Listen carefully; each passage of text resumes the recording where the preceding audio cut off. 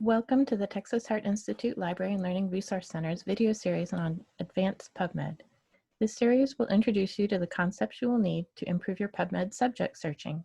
We'll focus on field searching in this first video, and the next videos will delve into using mesh terms and Boolean operators for those subject searches. I'm starting here at the PubMed homepage, which you can reach by simply typing in pubmed.gov. The best practice for searching PubMed is to put in a short phrase or for each concept without any punctuation or operators.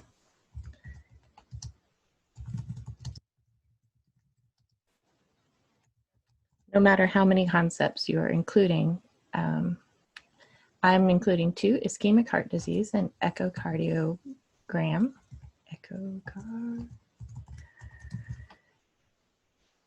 And then when you hit search for this, you will be able to take advantage of the computer algorithms that are assisting your search. They're called automatic term mapping, or ATM for short.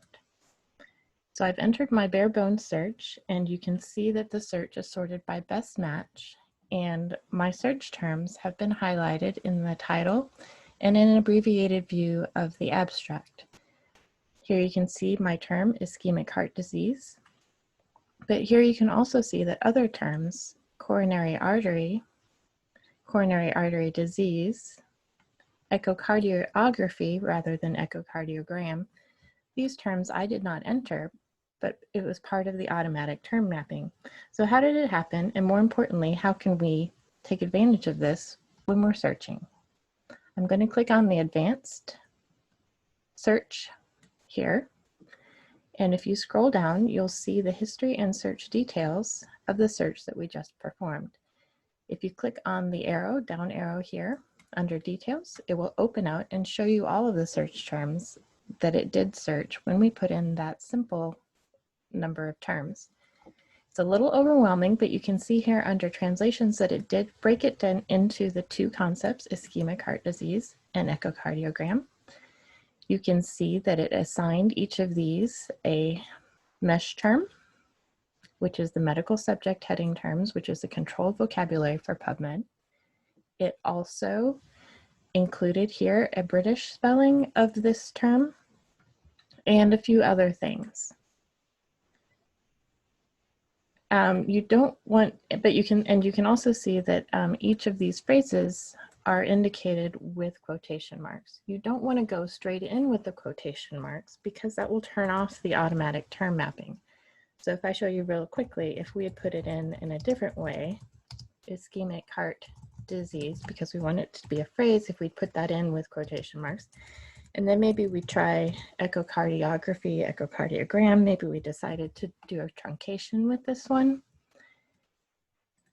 You can see that if we do it this way, we get far fewer results, because if you open out the search details, it has only searched for exactly what I've put in.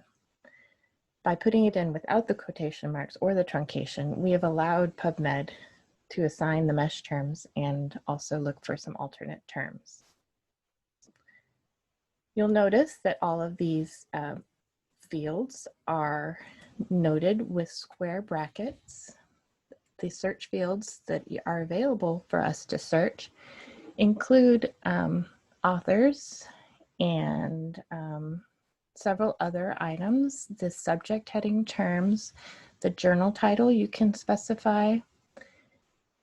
And here are the ones that we are most interested for subject searching besides the medical subject headings: the text word search, the title abstract search.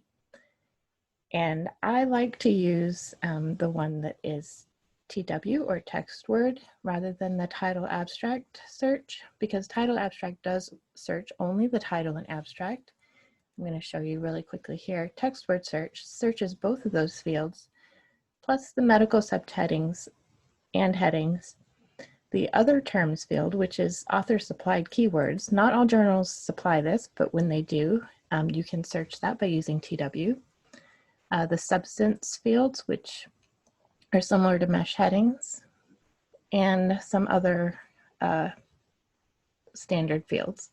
But by searching TW, we add in some of these controlled terms. So how can we do that really quickly? I like to just copy the full of the search from here, Control C, open up a Word document, paste, and do a quick find and replace, replacing all fields with TW. That leaves our mesh terms as mesh terms. Replace all, and then simply Control A, Control C, and then come back over here with the Control Paste, Control V. If I add to history, you can compare this directly, 32.8, 32.4.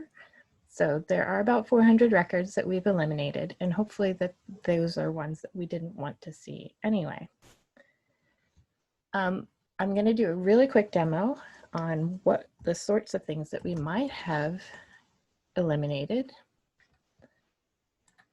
by using this first term, ischemic heart disease, with the British spelling. So if we search for ischemic heart disease in all fields and subtract out the ones that come up with TW, we'll see the ones that we are eliminating by doing the search this way. Go ahead and open that out in the main search area. You can see that the word ischemic does not occur in this particular article. I'm going to open the whole record. And this is the structure of a record. You can see the journal title, the journal citation information. Here is the title itself, the author. Here is your abstract. The word ischemic is still not here. Your mesh terms are going to be down here. There don't seem to be any mesh terms related to coronary artery disease or ischemic heart disease. So where is our term? It's hidden here under affiliations. Here's ischemic. So this is something where this particular article is not about the topic that we're interested in, and so we didn't want it to show up. So using TW helped us not have to look at this particular abstract. So I'll go back to history really quickly, advanced, and here's our history. So you can see now this is our completed search, and I hope that you'll come back for our next video, which will be on these medical subject headings, and then also all these ors and nots and ands and how we can use those to build our search. I hope you learned something. Thank you for listening, and be sure to ask us if you have any questions.